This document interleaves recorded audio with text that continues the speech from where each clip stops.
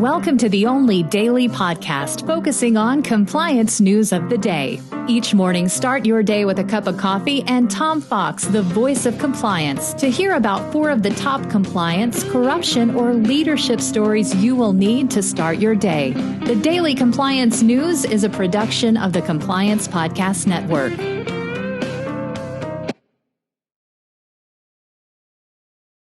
January 30, 2021, the Roaring Kitty edition.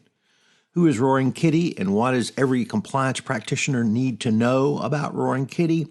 Roaring Kitty is the investor who helped direct the world's attention to GameStop, leading to a horde of online followers and a bizarre market rally that made and lost fortunes from one day to the next. But he says he's just a normal guy. What's the implication for the compliance practitioner?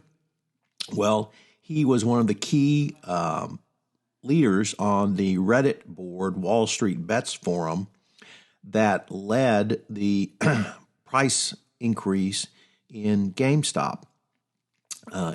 Seeing the market opportunity and with the short sellers who went against GameStop, he led a discussion literally that led to a $20 million gain of stock for him. So why I wanted to talk about this is it demonstrates what can happen with the power of social media. And this is a risk that you need to be aware of and cognizant of because the fortunes of your company could literally change overnight.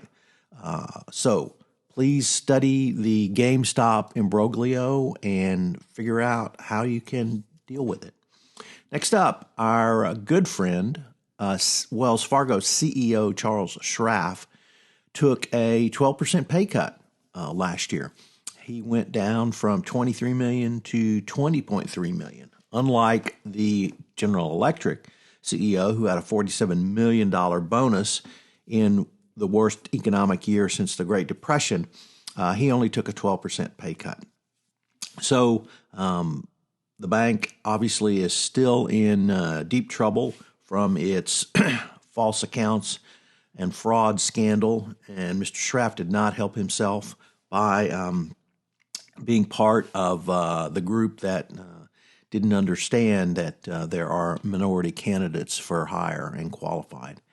Next up, the German market watchdog over BaFin President Felix Hufeld has finally been dismissed by the German government.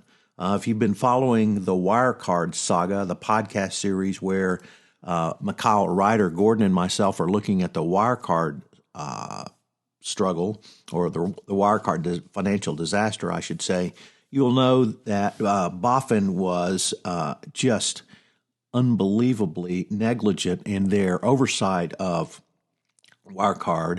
Not only did they protect Wirecard from short sellers, they had criminal charges filed against newspaper reporters who were investigating Wirecard, and they said their duty was to protect Wirecard.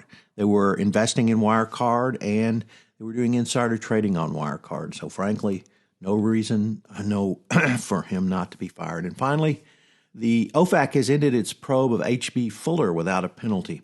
The company had self-disclosed possible sanctions, or rather trading with Iran, which could have led to possible sanctions. And the Treasury Department investigated this and said that while the resale could be a violation of U.S. law, the company would not sustain a monetary penalty. So once again, showing that self-disclosure can be a powerful tool for companies who use it properly. The Daily Compliance News is a production of the Compliance Podcast Network and a proud member of C-Suite Radio. Thanks so much for listening. I hope you'll join me again tomorrow.